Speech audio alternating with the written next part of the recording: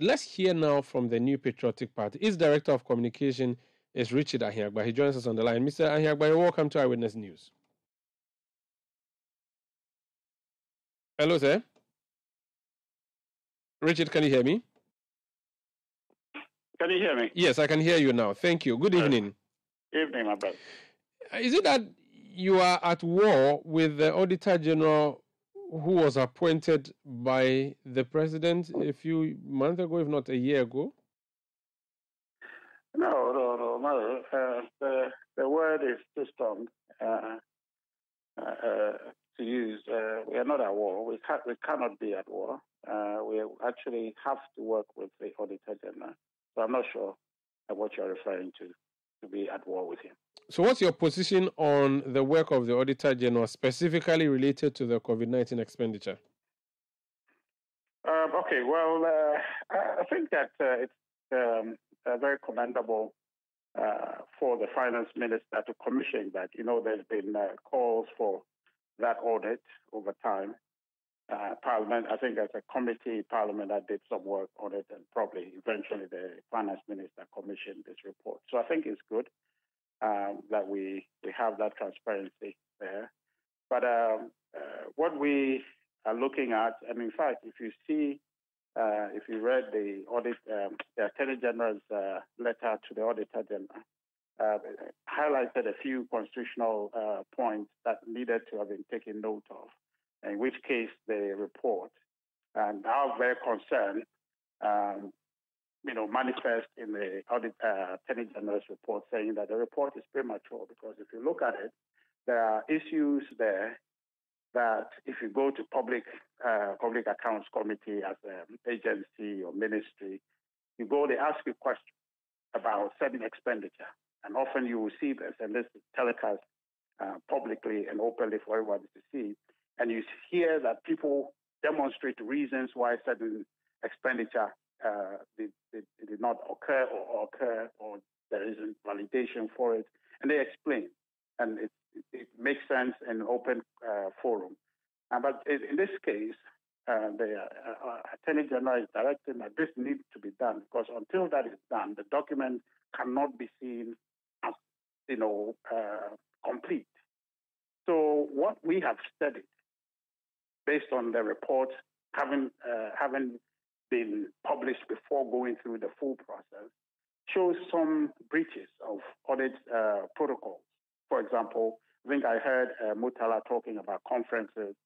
In most cases, it didn't happen, you understand? And then some of the explanations that have come following some of the expenditures that have been flagged shows clearly that if there was diligent work, not only on the part of the Auditor General, but also on the part of the agency officials, some of the items that were cited could have been explained. Okay, and so that's just the observation we have made, and we thought that there's a need for those issues to be paid attention to subsequently, so that the false impression is not created as something has been done in an instance of expenditure that is not acceptable, because it feeds into a perception of corruption when it didn't have to. Why are you all of a sudden interested in the cessation of the publication of the report? Your party in the past has benefited enormously or tremendously from the works of the Auditor General. We remember when you took Alfred Woyome and made him a campaign message in 2012 because he was captured under the Auditor General report to have conducted himself in a way that was not right. All of a sudden, you are doing a U-turn on the same Auditor General's report that you have been hailing and celebrating and using for campaign songs. Why? Well, certainly, Omar. I mean, if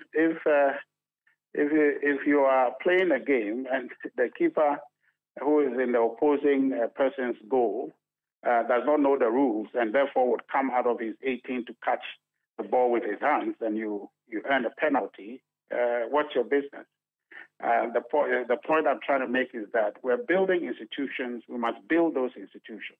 And so once the processes are there for us to do it, it doesn't matter if it was not done yesterday, but we must invest to make sure it is done. I don't know, maybe previous Attorney Generals didn't find it a serious business to pay attention to that, and this Attorney General is paying attention to it and ensuring that the right thing is done. We can only commend him and ensure that we build strong independent institutions.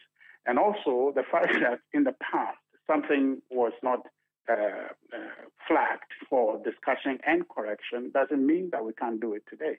So what we're doing is trying to mend our ways and ensure that the right things are done going forward. And in fact, it's not even an attempt to say that the Auditor-General is not done well. It's only to say that, yes, we've done well, but these are observations that we have made. We didn't call for the unpublishing of the report. We did not pronounce anything on the report. In fact, I was not aware of this until this morning that I heard about what work the Attorney General was conversation he was having with the Auditor-General in respect of the report. So it's coincidental this morning we find out that this thing was also happening alongside what we did yesterday. Our commitment is just to ensure that, yes, let's flag these things. We need to go full hog to try and uncover some of these things and ensure that we are retrieving, monies that are spent or not spent appropriately, and where people are supposed to be properly surcharged. And one thing, Omar, I think I need to raise this with you.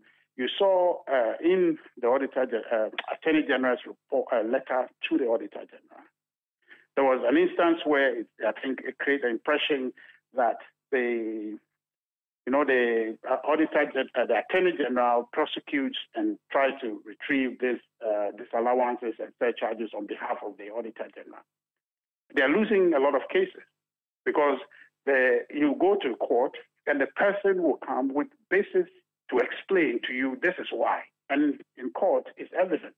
And once the evidence is adduced and the court is satisfied, you would have gone to court claiming that somebody has done something untoward, and the Attorney General will go there and will not get to retrieve the money.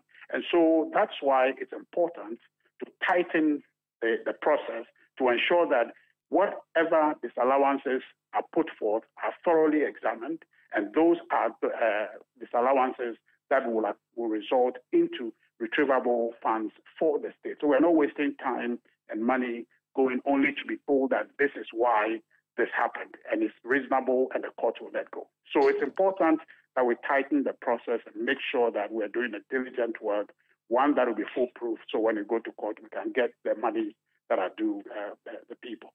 Does the NPP think that the Auditor-General is embarrassing it? No, I just told you, I don't think so.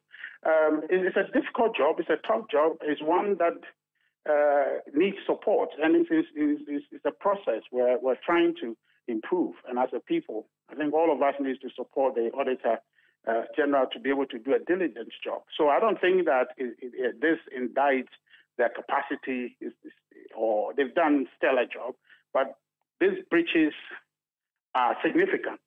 And when you have an outcome from the court that suggests that you take these cases to court and you are losing because somehow there's evidence that you should have seen to clear or to not flag those expenditure as disallowable or expenditure to be surcharged, people to be surcharged for, then it means that you need to do more.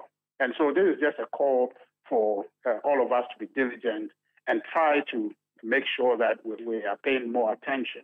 And in fact, even this, Umaru, in my view, is not only a thing to be blamed on the Auditor-General, for example, because I made a point yesterday. If you take the COVID expenditure, for example, the one with respect to the $120 million that was paid to AVA for the Johnson & Johnson vaccines, this is a straightforward explanation that the officials of Ministry of Health could have just given simply to the auditors and say that, look, we have a supply arrangement that is linked to the uptake of the vaccines. So we can't take all 16.9 million at a go, but we are taking them in batches as we we administer the vaccine.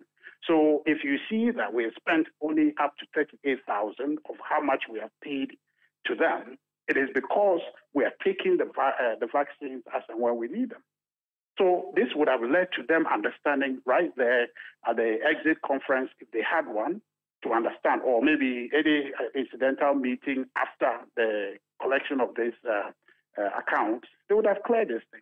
So it's not a thing that Auditor-General particularly didn't do the job. Sometimes the interface between the agents, institutions who are leading this audit service to be able to do their work when they come, they are strangers or they are visitors, they are your guests. Sometimes they don't know where this document is. You have to support them. When they find something you don't understand, you have to explain to them.